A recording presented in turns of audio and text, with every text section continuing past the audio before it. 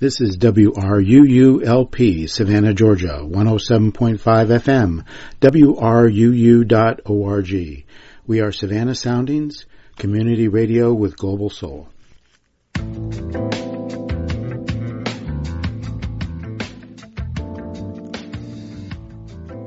You are listening to One Human Nation with your host, Sandy Batiste. This program will be talking about race and race relations in your community and nationally. Our goal is to be open, honest, and productive.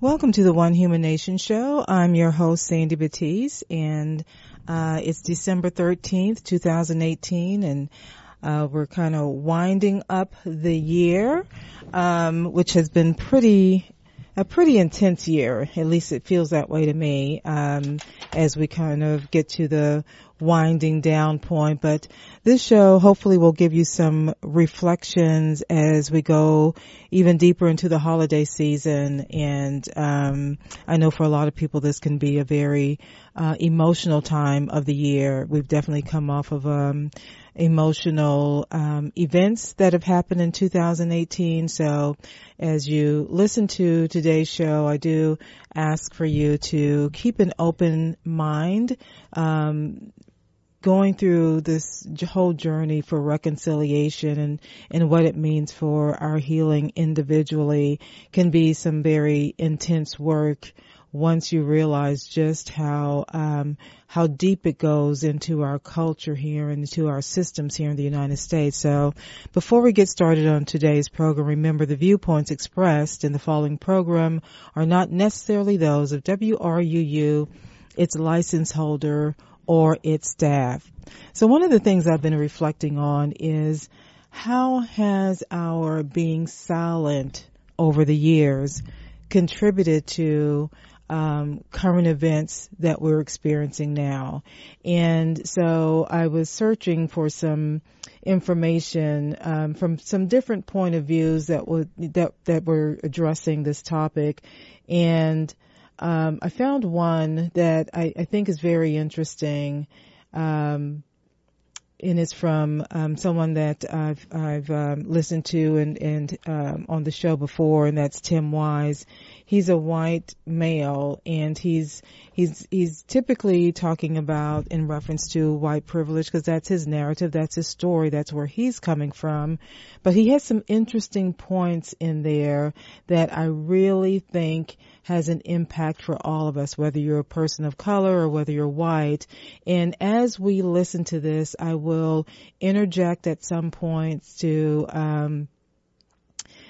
kind of give my perspective as an African American female, because obviously I'm going to be looking at things a little bit differently than what he's going to be looking at things, and there is a commonality in it, but obviously we're not going to have the exact same experiences because we're not coming from the same place culturally. And so as we get ready for this show, I do ask for you to keep an open mind. It may be a little different than what you may be expecting. When I did, if it feels a little jumpy in some places, it's because I had to edit out some profanity. And I was very surprised because I hadn't heard profanity on any of his works before, but for some reason this one, I guess he was passionate about the topic. There was profanity. So if you feel like you've missed something, you haven't hopefully missed any major content, because I tried to make sure that I kept everything flowing as quickly as possible. So as we get started, keep an open mind. And obviously if you're driving, you're not going to be able to make any notes, but part of, as we get into this, he's going to give some statistics that I find very interesting also. So let's get started and take a listen. Welcome to the Dee Dee and David Del Monte Lecture. Today's lecture is sponsored by the Foundation's Del Monte Lectureship Endowment in collaboration with Student Life, Equity and Engagement, and Arts and Lectures. The Del Monte Lecture Series is possible through an endowment established by David Del Monte in 2000 to create a diversity-focused lecture series. David was a student at SRJC in the podcast Speak Out with Tim Weiss and the author of 7 books. Please join me in a big SRJC welcome for our 2018 Del Monte lecturer, Tim Weiss.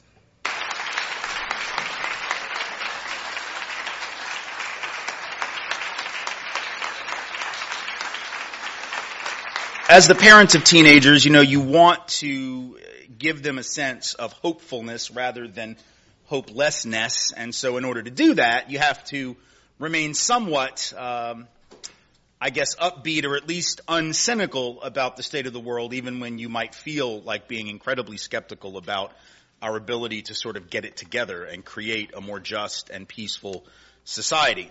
Go around and convince white people that racism was still a problem. That was literally the gig, right? Because there were a lot of white folks who, not all white folks, don't get defensive white folks, not all white folks, just lots of white folks were of that opinion. The minute Obama won, it was like, sure, I'm glad that's over with. By that being over, they meant racism, right? Because obviously, how could a man of color become president if we still had a racism problem? So for 8 or 9 years, we had to literally sort of hold folks' hands. I've been holding white folks' hands a long time. I'm white, been white a long time. Almost half a century, been white. And I had to do that for 8 years. And if it was exhausting for me, I can only imagine how incredibly exhausting it was for people of color who had to continually raise these issues against a backdrop where an awful lot of white America just couldn't see the problem because this was obviously such an obvious outward manifestation of progress that meant white supremacy had been defeated. As I'm sure you will agree, patriarchy was defeated in Pakistan when Benazir Bhutto, a woman, was elected not just once but twice to be the head of state in that country. I'm sure you remember the headlines about how sexism had been smashed irrevocably in Pakistan just because a woman was the head of state. And you'll recall before that when Margaret Thatcher won in the UK, same thing, no more patriarchy. And when women were elected in Germany and Ireland and Israel and India and a lot of other countries, still not our country, that sexism was eradicated in all of those places. And if you didn't see that headline, it's because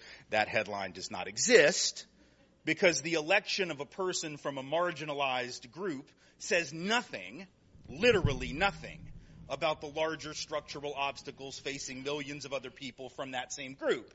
But we had to convince a lot of white folks otherwise in that 8 or 9 years because they really firmly seemed to believe it. So that was exhausting. That was the bad news. So here comes the white supremacist, white nationalist, neo-Nazis, or others affiliated with this broad base that they like to call the alt-right, but I preferred when they went by their more honest name of white supremacist. I believe in truth in advertising, rather size Polynesian candles they picked up at the Pier 1. I'm sure you'll agree with me that nothing says we are the superior race more than that. Right? I joke because one has to in moments like this, or else one can become awash with the cynicism and the defeatism. But the point that I'm trying to make here is that there is one silver lining. That is that some of the obviousness is now so blatant that we can put away the 101, right? We can put away the 101 that says, no, really, we need to think about racism. And we can begin to deal with the reality that I think ever-increasing numbers of people can see, both the rhetoric from the highest office in the land and the policy proclamations of that administration and the overt racism. However, as good as it is that we're finally focused to some extent, laser-like on that, there is still also bad news to go with that good news, right? Obviously, first of all, an uptick in overt racism is never a good thing, even if it does help us crystallize our vision a little bit. But the other problem is this, and this is what I worry about amid the good news that we're able to see it perhaps for the first time, some of us in a while. The thing I worry about the most is that when you have an uptick in overt hostility like that, like Charlottesville, Virginia last August, like that increase in hate crimes, like those 19 or whatever the number is now, murders committed by far-right folks in the past 15 months. When you have something like that happen, it allows all the rest of us, particularly the nice white liberal folks, who would never march around with the tiki torch yelling racial slurs because that's terrible. And those nice white liberal folks who didn't vote for this administration because we knew better, because we're not like that, quote unquote, it allows the rest of us to get distance from the problem, doesn't it? It allows the rest of us to content ourselves with the idea that because we're not like that we're better. And those are the bad people over there. You know, the Nazis, they're the bad people. The white supremacists, they're the bad people, right? And we're the good people. And that's an awfully dangerous conceit. First of all, if the best thing you got is that you're not a Nazi, you might want to start over again, right? Like if that's your starting point, you might want to rethink your pitch, about what kind of a human being you are. But more importantly, these problems predate Charlottesville. And they predate Donald Trump, and they're going to be here after Donald Trump is no longer the president, whether that happens tomorrow by noon or whether that takes a few more years. One never really does know, after all, right? These problems predate and will post-date this administration and whatever ramped up level of overt racial hostility and anti-immigrant hysteria has been ginned up in the process of this administration. After all, it isn't David Duke, and it isn't the white supremacist, and it isn't the neo-Nazis, and it isn't the Klan that are responsible for the greatest levels of racial inequity that exist in this country. Right? It isn't David Duke's fault, for instance, that African Americans with a college degree are still almost twice as likely as white folks with a degree to be unemployed, even when they majored in the same thing. It isn't David Duke's fault that Latinx folks with a college degree are about 50% more likely than white folks with a degree to be unemployed, even when they majored in the same thing. It's not the Klan's fault that Asian Americans and Pacific Islanders with a degree are about 23% more likely than white folks with a degree to be unemployed, even when they majored in the same thing, or the fact that our indigenous brothers and sisters are 2/3 more likely to be unemployed than white folks, even when both have a degree in the same department. Nazis didn't do that. White supremacists, white nationalists, people who call for the creation of a white ethno-state like Richard Spencer and some of those other boys from Charlottesville, they're not responsible for the fact that right now the typical white family in America, not the top 1% or 1/10 of 1%, just the midpoint white family in this country has about 15 times the net worth, the wealth of the typical African American family, and about 11 times that of the typical Latinx family. In fact, white households headed by high school dropouts have 1/3 more wealth on average than black households headed by college graduates. Let me say that again because you won't read about it in the news. White households headed by somebody that didn't even finish high school better off in terms of their wealth than black households headed by someone who did everything right, stayed in school, finished high school, went to college, graduated from college, still behind. David Duke didn't cause that. The Klan didn't cause that. Overt white supremacists didn't cause that. And Donald Trump didn't cause that. That situation may get worse during the course of the administration, but we can't put that on him. Right? They're not to blame for the fact that right now black folks unarmed are about 3.25 times more likely than white folks unarmed to be shot by police, even when posing no threat to the officers in question. They're not to blame for the fact that right now, black folks and Latinx folks combined are about 85 to 90% of all the people that are getting locked up in a given year on a drug offense, even though black and brown folks combined are only about 25% of the people that are actually using or possessing illegal narcotics. Black folks 4 times than white folks to be arrested for weed, even though white folks smoke weed just as often. And we don't just smoke it, we deal it. Now, the fact that we can get an occupational license in a storefront to run a dispensary doesn't criminalize for the activity. And David Duke didn't do it because he doesn't have a badge. And he doesn't have a gun. And he doesn't have the authority of the state. The state did that without any help from Nazis. Right? That's on all of us. That's happening on our watch. And you may not be to blame for it, just like I'm not to blame for it, but we have to take some responsibility for the fact that the country in which we live has created that inequity, right? Y'all can come on in. It's not going to bother me. Just find a seat. It's good. It's good. I'm doing my thing. I'm not even noticing you. Once you get out here, I'm good to go.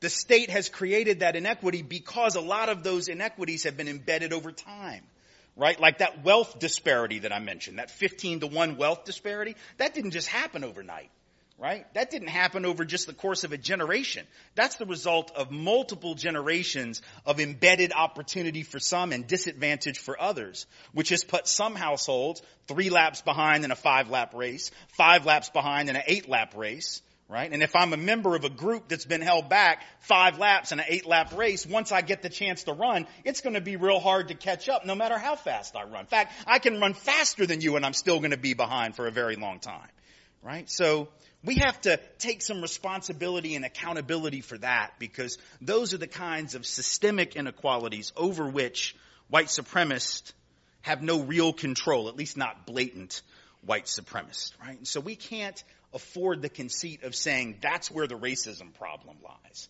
right? Is that part of it? Yes. Is it frightening and destructive? Well, absolutely. But if we limit ourselves to an analysis of the obvious, right, we miss the institutional. We miss the structural. And I would contend that the institutional and the structural inequities are killing a lot more than those 19 people that I mentioned a second ago. See, there's a lot more than 19 people whose lives are being lost or fundamentally altered and destroyed in a negative way by systematic racism. We need to focus as much on that as we do on the obvious, the stuff that makes the headlines. It's also dangerous for us to think of this current political moment as a unique break with tradition. Because after the election, play in the playbook of American politics. It's so old that it goes back to the colonies before we even were a country. The whole history of the nation is the history of rich white men, during which, first of all, I should remind you, there was no such thing as white people. I know that's hard for us to hear sometimes, those of us called white, because we think that we're actually a thing, right? With some actual organic history. That's why Richard Spencer can call for a white ethno-state and the saving of the white race. The white race didn't exist as such. It was not called that. We were not one big happy family. I beg to remind you that in the countries of our origin, those of us now called white, we had spent most of our history trying to kill each other. That's how much we did not consider ourselves one big happy family, let alone one race of people, right? The English hated the Irish hated them back, everybody hated the Germans, and not without cause, right? Northern Italians didn't even think that Southern Italians were Italians, right? They thought they were these Mediterranean North African peoples. They didn't even really count as Italians, right? So we spent most of our time fighting each other, killing each other, or alternately looking for the witch. That was the other thing we did in the colonies. We were big on that. Right? That was sort of the history of European peoples, was infighting, killing. There was no white race. There was no pan-European unity. But then all of a sudden in the colonies, 1600s, this term starts to get used. What happened? What changed? Did they discover something scientifically that justified calling all of these disparate peoples with disparate languages and disparate customs who hated each other the white race? No. There was no scientific discovery. Was there some ancient literature they discovered that showed some ancestral or cultural link between all of these disparate peoples? No, there was no discovery. Well, that's not quite true. There was one discovery. Rich white people, rich Europeans at that point in the colonies, made the discovery that they were outnumbered by poor people. That was the discovery. Right? They looked around and they realized that they, the wealthy landowners, were a very small percentage of the colonists relative to the Africans they had brought over as chattel and relative to the European poor people they had brought over as indentured servants. The white race. And you start telling these piss-poor Europeans that didn't have anything, didn't own land, certainly didn't own other human beings, for goodness sake. Right? That they actually have more in common with you, the wealthy landowner, than they do with the black person they work next to in the fields every day. Right? And so you take these indentured servants who are just one level above slaves themselves. Right?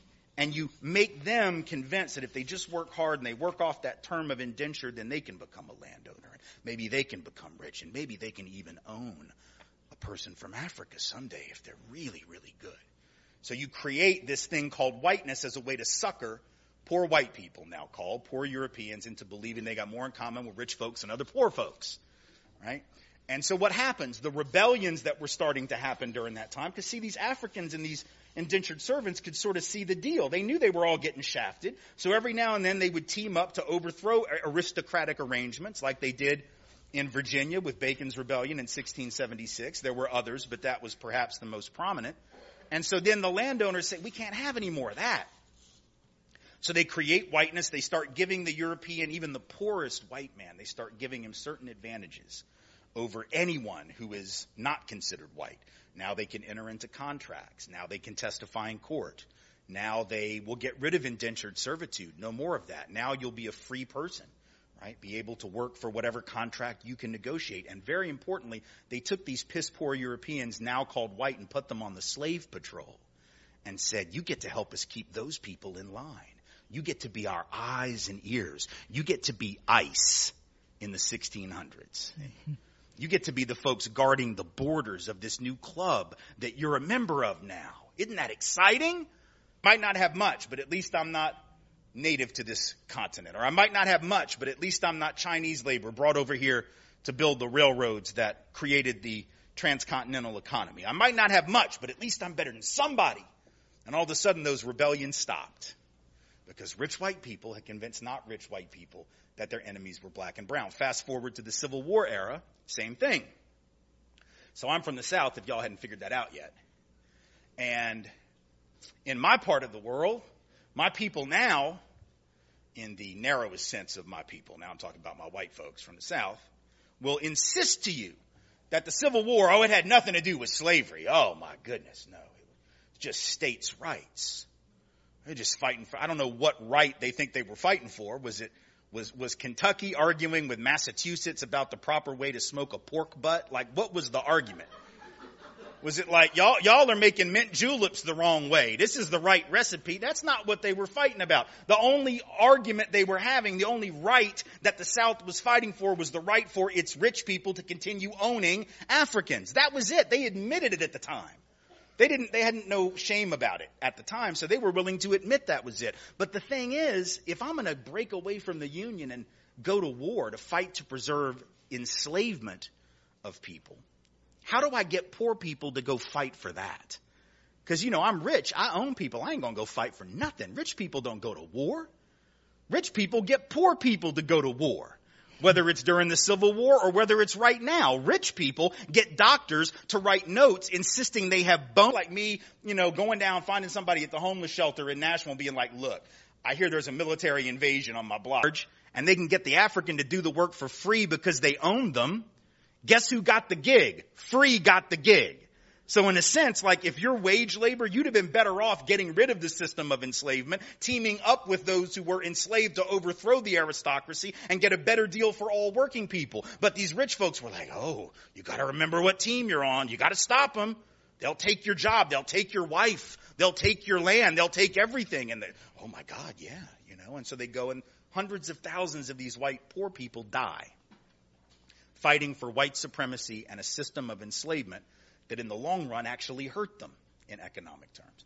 Fast forward to the labor union movement, same thing happens. You got white union leaders. They're not even the elite. They're just the elite within the labor movement, right? They're not the rich, but they were actually willing to keep their labor unions separate and segregated because they said, oh, we don't want black people in our union and Chinese labor in our union and Mexican labor in our union because that'll reduce the professionalism of our craft. No, fool. It'll double the size of your union.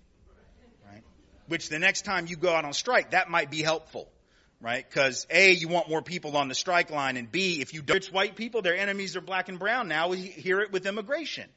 Oh my God, we got to build this wall. Because then if we just build the wall, all the jobs will come back. For real? Is that how you really? But theoretically, you could build a wall, but capital is going to keep jumping borders, right? Capital doesn't stop. It's not like it's a firewall in cyberspace. It's not like rich folks, and as capital is mobile, guess who wins? Every time, capital wins because labor is chained to its country of origin and capital can go wherever it wants. That rigs the game against working people. And not just working people south of the border, but working people north of the border which is about rich, almost always white folks able to move their money around from the global north to the global south, right? In a way that takes advantage of lack of worker protections, lack of minimum wage protections in those other countries. So rather than joining in solidarity in a global labor movement that would fight to raise wages and working conditions for all workers, we just get pitted against one another while the rich folks continue to make off with the money. Right now we got 37 people in this country, 37 who have the same amount of wealth in their pocket as the bottom half of the American population. That's 165 million people. 37 people over here, 165 million over here, they got the same amount of stuff. Does anybody actually think there are 37 people that have worked collectively harder than 165 million people? Or that are just that much smarter than 165 million people? Of course not, right? That's the problem. Mexicans ain't responsible for that. Black folks ain't responsible for that. People of color generally not responsible for that. Poor people not responsible for that. But if we can take people who are struggling, whose pain is quite real, and make them think that the reason they're in pain is these people over here who are also in pain, right, then they'll just fight each other over the pieces of a pie that neither of them own. But just understand that when that happens today, that's not new. That's the same thing that was going on in the union movement. It's the same thing that was going on during the Civil War. It's the same thing that was going on during the colonial period, right? But there's one other problem. And that is that this culture of cruelty that we're seeing an uptick in right now, the cruelty aimed at immigrants, the cruelty aimed at poor people generally, the cruelty aimed at people who are at the bottom of the economic ladder, this idea that they're to blame for why they are there. And so we keep saying, well, if you're going to receive any kind of government benefits, by God, you got to work for them. Now, that's not true, apparently, if you're a Lexuses or Lexi, whatever the proper plural form of that is, and pop the trunk looking for drugs or evidence of financial impropriety. No, we only save that kind of treatment for the poor, for the working class, for the people on the bottom. But by God, if you receive any kind of nutrition assistance or if you receive any kind of government subsidized health care, oh, well then we've got to drug test you and we've got to make sure you work, because the assumption is you must be lazy or you wouldn't be in that position. Forget the fact for a minute that the vast majority of people receiving forms of public assistance are either children, elderly people, disabled people, none of whom are generally expected to work, right? Or they are people in homes where somebody already does work but does not make enough money to get above the poverty line. That's the vast majority of folks. But most people don't believe that. We have this impression, people just sitting around on the sofa getting a check from the government. Do you know how many adults in this country currently receive cash welfare from the government, actually get a check? People would say, oh, it's 20%, 50%, 30% of the population. There's 1 million adults in all. In the whole country, out of over 200 million adults in all, about 1 million actually receive cash welfare. Right? And yet we have this stereotype because politicians have played upon these fears and these assumptions and turned us against one another. Right? And that's not new. That's not something Donald Trump invented. It's tapping into something that's very fundamental to the American ideological experiment. But we don't want to admit that it's fundamental. We like to think that it's just those people who push those buttons and use those narratives. But actually, it's something deeply embedded in the American experiment. What do I mean by that? Well, think about it.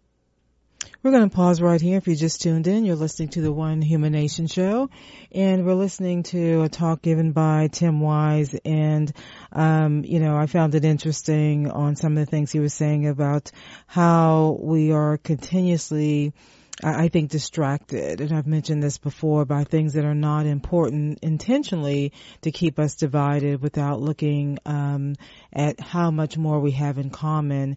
And I think the shock for many is thinking, well, things are going to get better, or not being active, being silent. And then there's this huge wake-up call that's happened,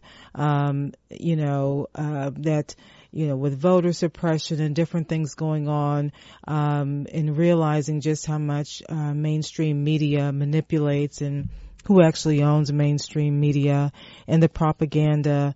It just has built this climate, at least for me, of distrust, where, I feel like I need to fact check everything, because it's like, okay, who's telling this story, and where are the facts, where are the information?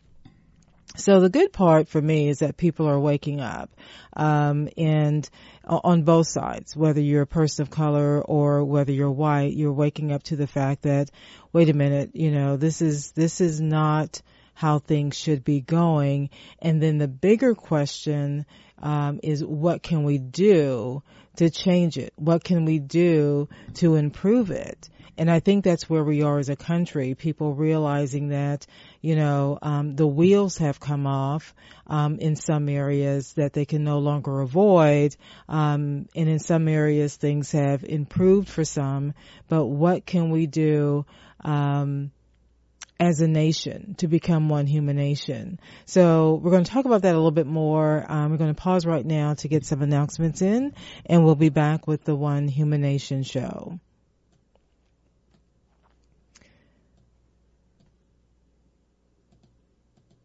This is WRUULP, Savannah, Georgia, 107.5 FM, WRUU.org.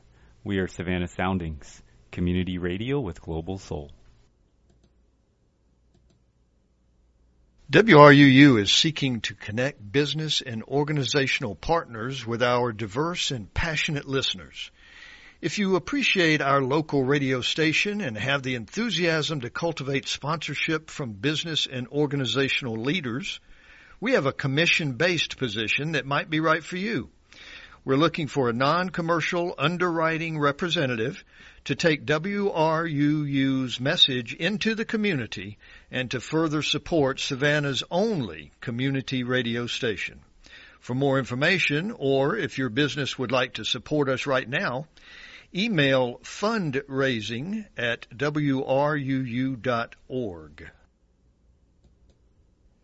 If you just tuned in, you're listening to the One Human Nation show. I'm your host, Sandy Batiste, and I think this is a good time for me to mention some housekeeping issues since we're to the end of the year. I just wanted to let you know there will be a little hiatus for the One Human Nation show as we finish out this year. So you'll probably hear, I think, Christmas music during this time for next week and the following week. Give myself time to rest and rejuvenate, and really looking at how to engage more in the dialogue in 2019 in creating a safe environment for having these conversations, and in what we can do to make sure that we don't forget about it because we're distracted by the thing that's in front of our face in the news that's really not news. It's sensationalism. There's one more public service announcement I do need to get in before we get back to talking about or thinking about reflecting on, kind of how we've gotten to this point. The Metropolitan Savannah Rotary Club will present a day trip to see Jackson Pollock's 20-foot mural and other displays at the Columbia Museum of Art on January 12th. This event will benefit Ogeechee Riverkeeper and a Rotary Global Grant to provide desks for school children in India. For more information, look for events at metrosavannah.rotary.org. All right, if you just tuned in, you're listening to the One Human Nation show. So we're going to pick up and listening to what Tim Wise is sharing with his narrative about kind of how we've gotten here and the stories we have told ourselves over the years that it's not washing anymore. It's not something that is resonating with the youth. It's not something that many of us have already kind of gone, okay, well, this is not new news, but how do we continue on without, as my dad would call it, having a defeated spirit? So let's take a listen. Well, think about it. I'll tell you a story to make the point, right? A couple years ago, I was driving our daughters from school to dance. They're both dancers. They were in a dance company in downtown Nashville. And so we were driving from the school to the studio one day after class. And it's a drive that we made most school days every week. And we've been making this drive for like a year at that point. And it's about an 8-minute drive, about halfway between the school and the studio. We got stopped at a red light, happens to be in the middle of public housing in the city of Nashville. And even though we'd made that drive pretty much every day, this was the first time that my 10-year-old daughter at the time, whose name is Rachel, decided to ask a question about the neighborhood. I'm sure she had noticed the demographic mix of the neighborhood, who lived there and who most certainly didn't. And I'm sure she had noticed the condition of the neighborhood in terms of its infrastructure, right? But she knew a good question. I thought to myself, and I was really excited because, as a parent, if you are a parent, there are times your kids will ask you questions and you have no earthly idea how to answer them. That happens a lot with me. Like if my kid asks me, where does electricity come from? I'm going to be like, didn't y'all cover that in science? You're supposed to know that. You tell me. I don't know. What do you think as I'm Googling it, right? I don't know. But the one question that you can ask this guy that I actually know the question to was probably that question. So I was very excited because I'm about to show off all that I know in front of my 10-year-old. And you got to take your victories where you can when you got a 10-year-old. So she asked me, why is the neighborhood all black? I'm ready. I know this. I got the answer. It's right here about to come up. And then something happened. I didn't know what happened. I did not know it because I am an only child. But apparently, if a 10-year-old child asks a question in the presence of the older sibling, a question posed to the parent. So remember the question, 10-year-old says, Daddy, why is this neighborhood pretty much all black? Daddy is ready with the answer. The 12-year-old, whose name is Ashton, preempts my answer by saying, redlining, to which I went, what? Better like, do you just know stuff? Like, did my wife and I give birth to a level version of the answer?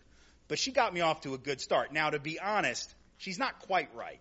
When she says redlining is the reason, that's not actually the reason that the neighborhood is black. It is the reason that it's poor. And I'm just going to give her credit on this as a good, that's half right. I'm going to give her some slack. She was 12. Just so if you don't know, redlining was the practice that banks engaged in very openly. It still happens, but it was very open for generations, where they would literally put maps on the wall in the loan office, and they would take a red marker and they would mark around the outlines of poor neighborhoods that were black in particular. Occasionally also they would do poor Latinx neighborhoods, and even occasionally poor white neighborhoods, but rarely, usually black and brown. And anybody who lived within the boundaries of that red line was not going to get a loan from that bank. It didn't matter if you had good credit, didn't matter if you had a good job, didn't matter if you made good money, didn't matter if you had a good education, just didn't matter. You just were going to be shut out of capital.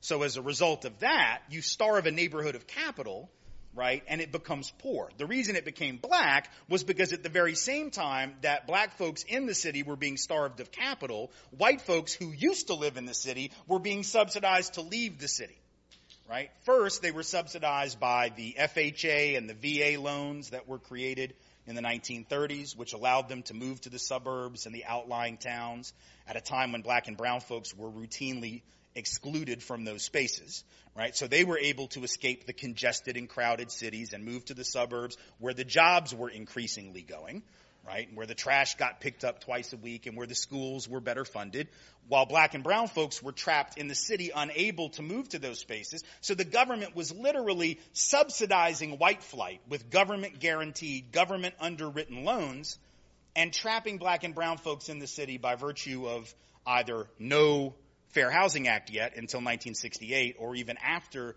the Fair Housing Act was passed 50 years ago this month and went into effect, ongoing discrimination, which the data says still happens, 2.5 to 3 million instances of race-based housing discrimination every year in this country against people of color, even today as I speak. So that's how the neighborhood became black, and that's how the neighborhood became poor. And now we were at the studio, and I dropped the kids off, and I asked them if that made sense to them, and they said they understood, and it was very disturbing. And then they got out and they went in, they did their thing. And as I was pulling away, I was both pleased with myself for being able to break this down in terms that the 10 and 12-year-old, would understand in an age-appropriate way. But I also had this feeling of terror wash over me, right? Because think about what happens if I don't know the answer to the question. Think about what happens when other parents don't know the answer. And let's be honest, how many white parents wouldn't know the answer? See, black and brown families tend to know a little something about it because they lived that history. They don't always know the details, but they got a little sense, right, that something happened that explained the way the neighborhood came to be and the way the neighborhood came to look.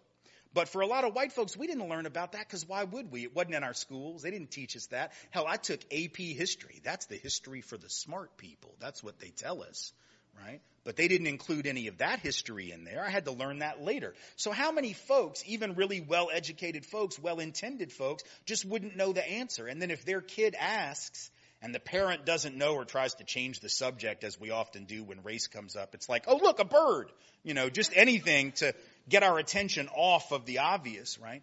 Then what do you think that child does? Do you think that 10-year-old just like says, oh, okay, well, I'll stop wondering about that now?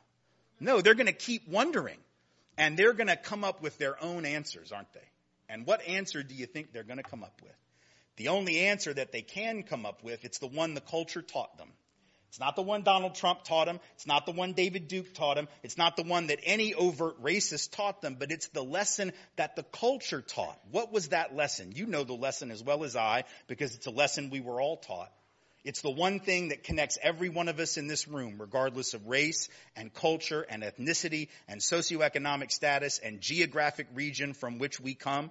If you were born in this country, or even if you weren't, but if you've been here for more than a minute, the one thing you were taught, that we all were taught, was what? That in America, by God, you can be anything you want if you're just willing to work hard for it. So wherever you end up is all about you. It's all about your effort, which means that if we grow up thinking that and not interrogating it and not knowing the history that I just offered to my children that got in the way of that, if we don't create a sociological imagination in the child who's raised with that mythology and that ideology, they look around and they see certain folks down here. And the culture says, well, you know why they're down there.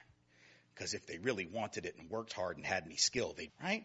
Those 400 white folks right now, 400 white people in this country have the same net worth as all 40 million black people combined. 40 million black folks in this country, and they have the same amount of stuff as 400 white people.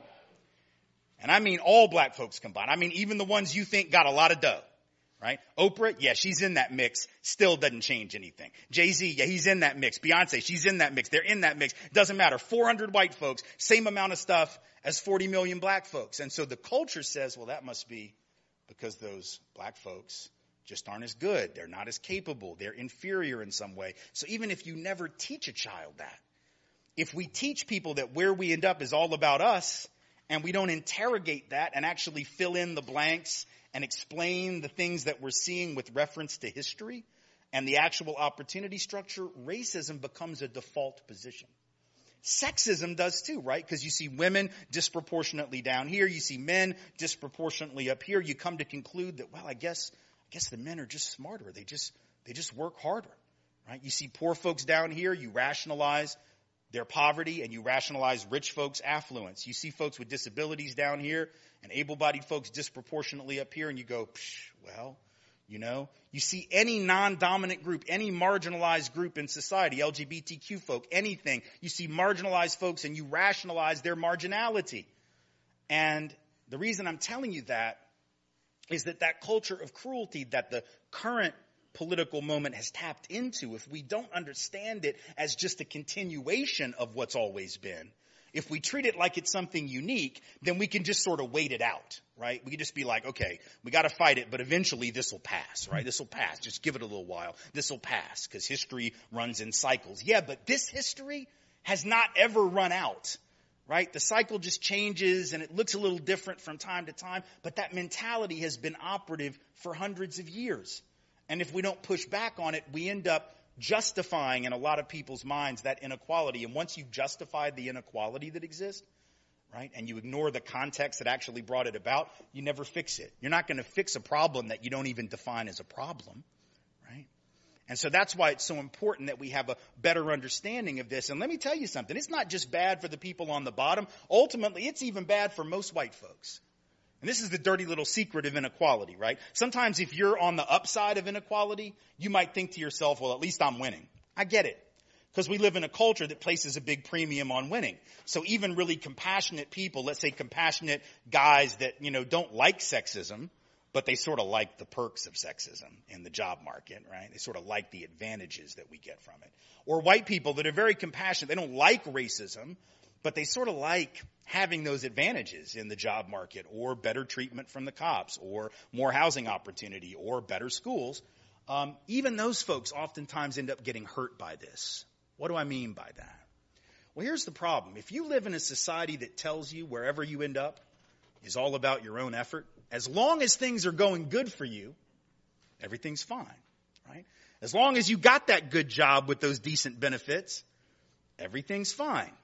And maybe that's how it goes most of the time. But now we got this global economy in which an awful lot of white folks are finding themselves, out of work, staring down the barrel of 55 years old, just about 5 to 10 years away from retirement, wondering what they're going to do because now their pension is gone, their retirement savings are gone, they can't afford health care, they can't afford their kids' college education, and the jobs have moved overseas because capital's always moving, wall or no wall, deportations or no deportations, ice or no ice, capital will always move.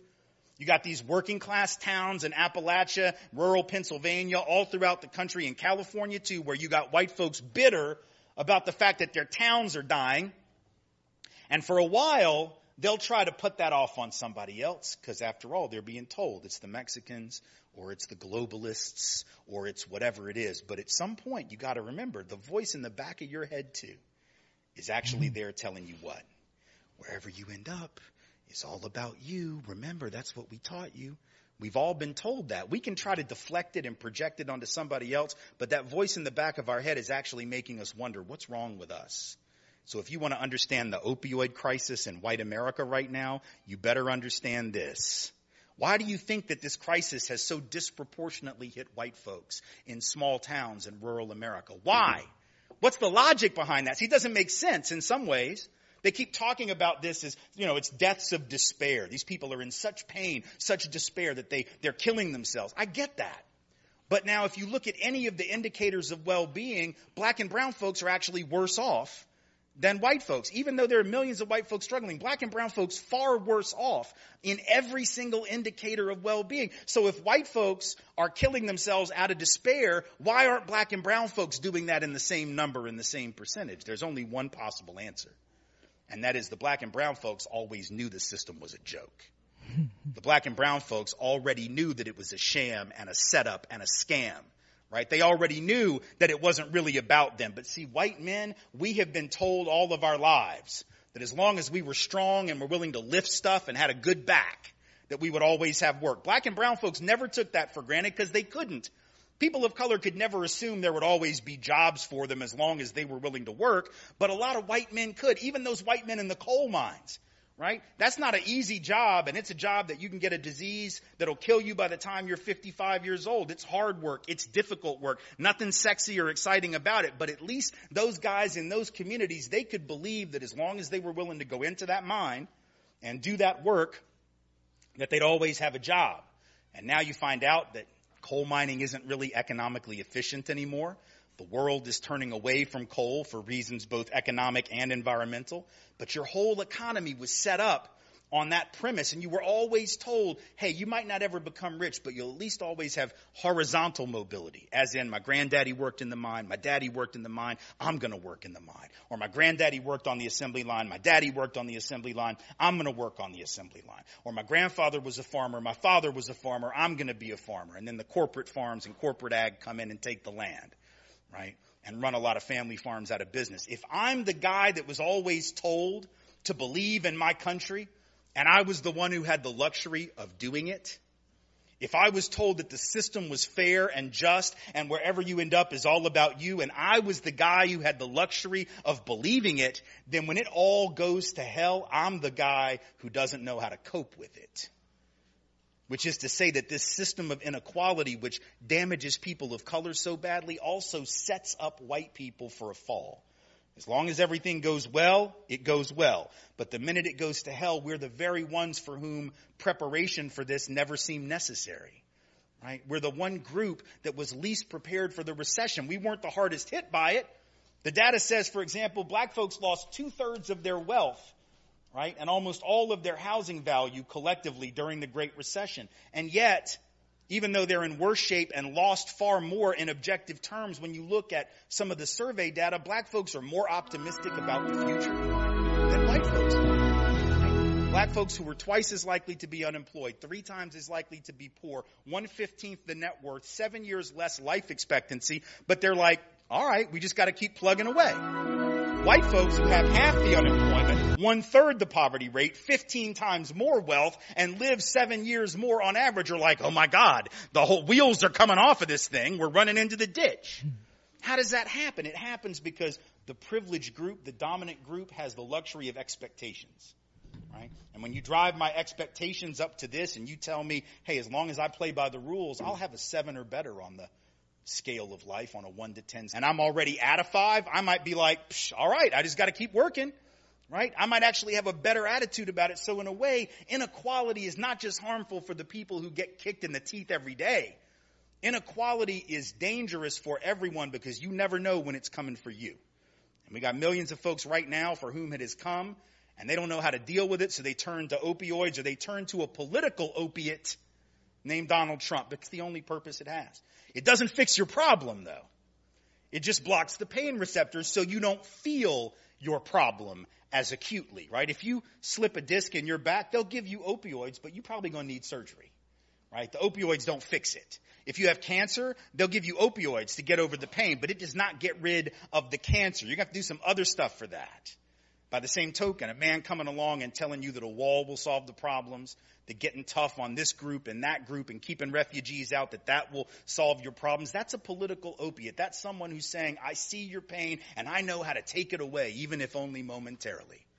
And when millions of people fall for it, it isn't just dangerous and it isn't just pathetic. It's destructive to the fiber of the country and the ability of this country to pull out of a culture of cruelty by recognizing the commonality of purpose that the vast majority of us have.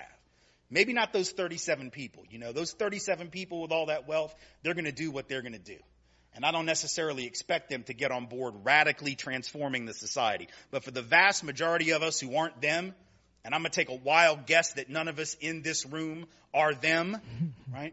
We have a lot more to gain out of solidarity and unity and fighting back this history of divide and conquer that has worked so perfectly to keep us fighting with one another once again over the pieces of a pie that not one of us in this room own, and probably that none of the people that you know anywhere in the world actually own. So we have a decision to make, and it's a decision for which our children and our grandchildren will judge us either kindly or harshly. The choice is up to you. Thank you all so much for being here. I appreciate it. Well, thank you for listening to the One Human Nation show, and that was some talk from Tim Wise, and there are quite a few things there I can comment on, but unfortunately we are just about out of time for today. So I just want to share some things with you. The One Human Nation show will be taking a little hiatus the rest of December, coming back full of vigor the first of the year, 2019. And hopefully as you go into the holidays, you get a chance to do some reflection and to see what can you do. And this is not only a white thing or a black thing. This is everybody. What can you do to be the change in your community? What can you do to be the change if you are in those positions that set policy? How can you look at things differently that may be able to start making a shift in this country?